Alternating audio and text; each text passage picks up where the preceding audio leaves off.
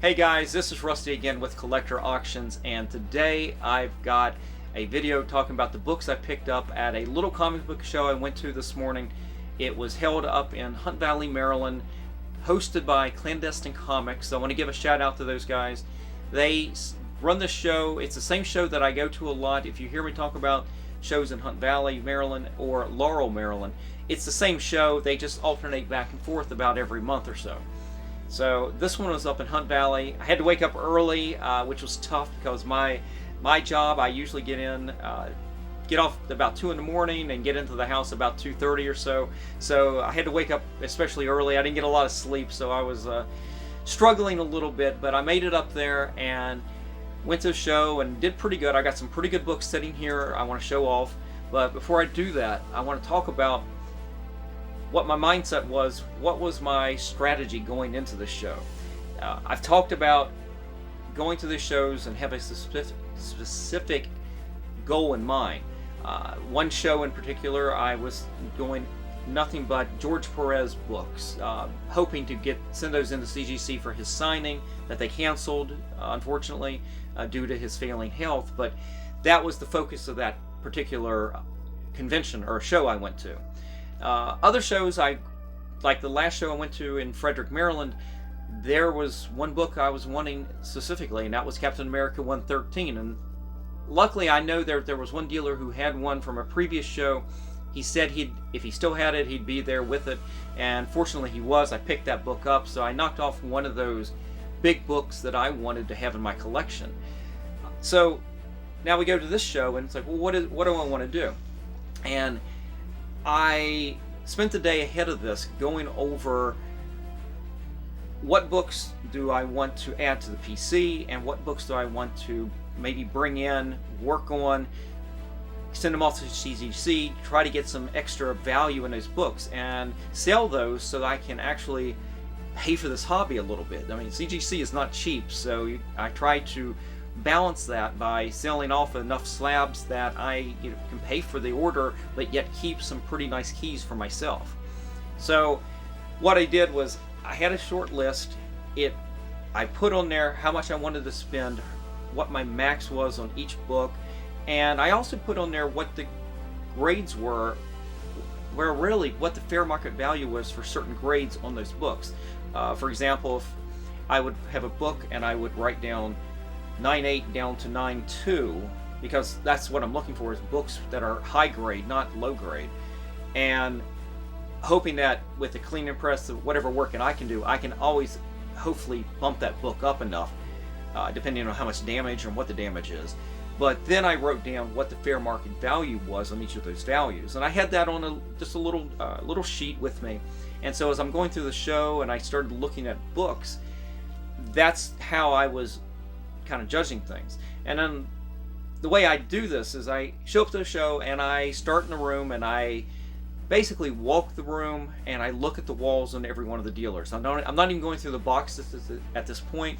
I will look at the walls, see if there's anything that's on the list that jumps out. In this case, I was looking for things for the PC. There were some Avenger books that John Buscema and Tom Palmer had worked on that I've got them all, but I'm looking for higher grades, so that's definitely a book that I was keeping an eye out for example. But there were other things, and I made at least one lap around the room before I finally started digging into the boxes a little bit more, and I kind of let that dictate which way I went. So anyway, let's get into the books. I'll show you what I got. And what's funny is here I am talking about going off this list, what am I looking for, and I ended up at this first dealer and I'm looking at the books here. I think there's 2 books out of this stack that actually were on the list, but the prices were so good that luckily I keep the phone with me. I keep the cover price website up so I can quickly bring up a book and see what the values are at different grades, and knowing what the price is right there for what I'm going to pay for the book, I can do a quick judgment. Am I going to have, if I think that grade's going to be good enough, will I be able to send this into CGC? Will I be able to get make a profit out of it, or be able to help that, like I said, have that book pay for the hobby a little bit. So anyway, let's get into the books and I'll show you what I got. A lot of these were out of $10 and $5 boxes. And then I picked up a few that were a little bit more, and I'll save those for the end. But like I said, I kind of went off the list a little bit. This one is always on the list. This is Spider-Man 294. It is one of the Kraven's Last Hunt books. I think this is probably one of the more popular covers. And then we picked up Amazing Spider-Man 544, One More Day. It's a pretty famous issue at this point.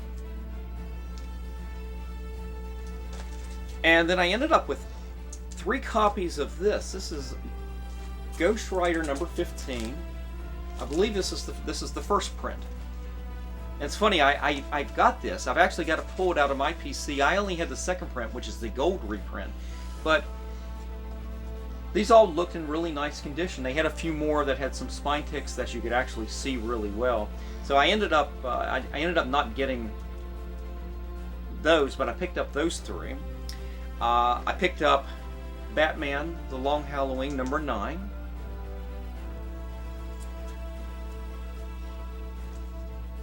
And let's see, I picked up 2 copies of X-Men number 1, the Magneto cover.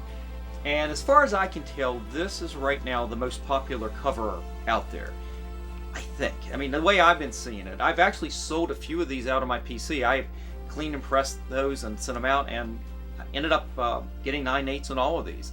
And have done pretty good. I've kept one for my PC, but I've sold the rest. And also from this same dealer, this one is more for fun, not as much for spec, but this is Marvel Age number 78. It's got a really nice She-Hulk cover. I believe that's John Byrne. Yep, John Byrne artwork there.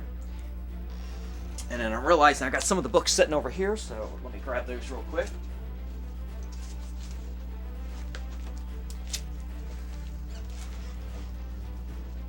Alright, let's set these down for a second. Now this is a book that was hot when it came out. I think it's maybe cooled down a little bit, but I kind of wanted to cover when it came out. This is the hip-hop version of Iron Man number 12 with Miles Morales. That's a pretty cool cover. I think, isn't this a homage to the who is it? Oh, I'm blanking. I'm completely blanking. The man, I'm completely blanking. Bruce Lee. I was going to go Jim Lee. Jim Lee. That's not right. It's Bruce Lee. So sorry for the brain freeze there. But I picked that up. That one's more for the PC. I don't know if I'm going to get that graded or not, but I thought that was pretty cool. Now this is a book that I've gotten. A couple of these books I've gotten before. They're on my own PC. I've gotten them actually as 9/8. This is Itchy and Scratchy number 1 from Bongo Comics. And Simpsons Comics and Stories number 1 as well. And they all look very clean. This one's, I think, still in the poly bag, so I'm going to have to watch that when I bring it out and clean and press it. I picked up 2 really nice copies of Punisher War Journal, the one with Wolverine. I picked up one of the Batman New 52s. This is issue number 4. This isn't one of the ones that's really super valuable compared to, say, issues 1, 2, and 3, and 6, I believe. But actually has some pretty good value. And then I picked up, again, another fun issue for me was Marvel Age number 8. This has got Jim Shooter and Stan Lee on the front there. And out of all of all these books right here, as I said, I paid $5 and $10 a piece on these, and they all have, if you can pull a 9/8, even a 9/6, they're all $100, $150 CGC slabs all day long. And you know, that's what I'm trying to do here. Like, again, I'm going to be a broken record and talk about having this hobby pay for itself. These are books that I don't mind working with and then sending back out and then keeping some of these for the PC.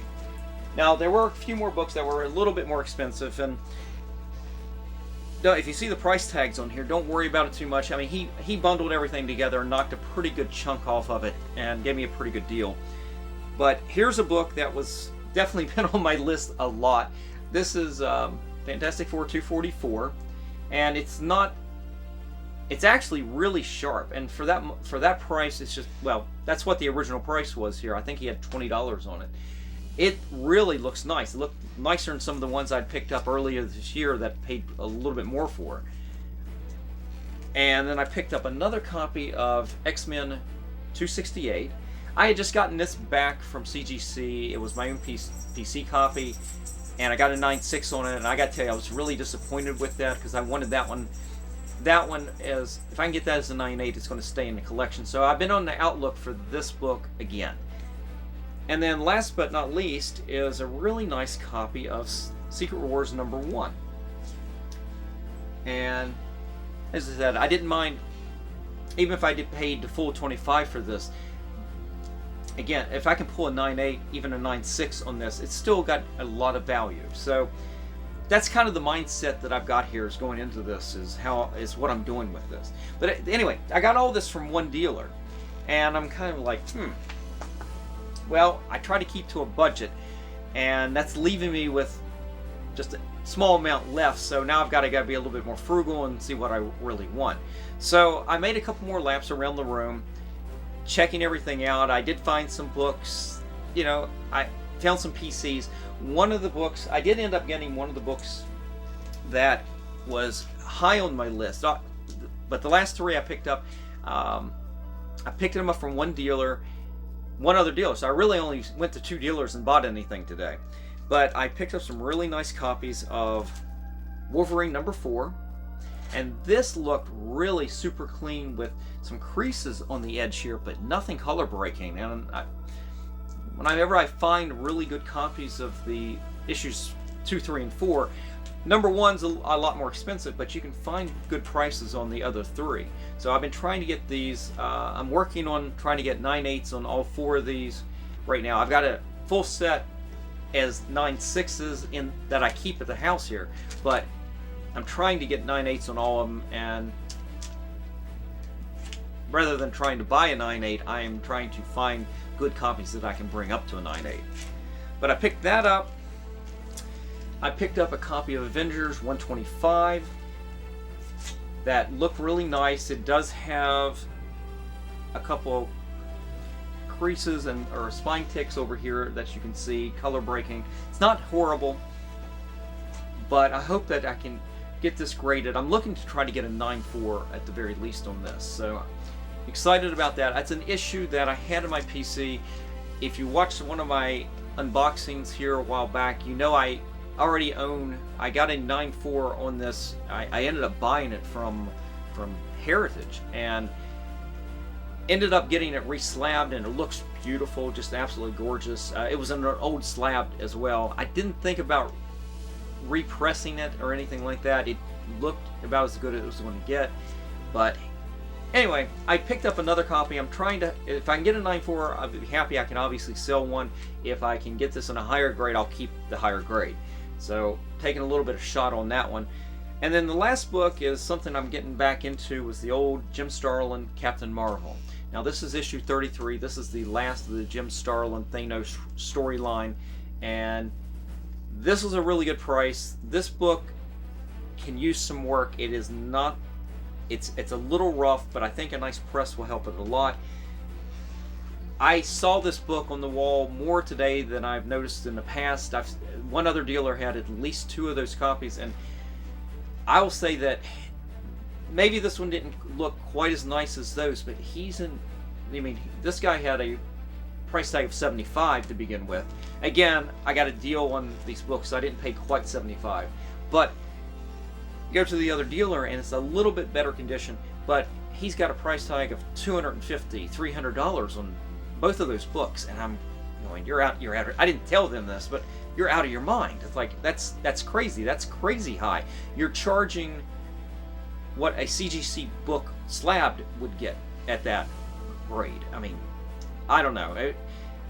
You can't even talk. I can't even talk to somebody like that at that point, because you're so far out of the atmosphere, the hemisphere, or anything, that I can't come down. I can't come up enough for you to come down that much.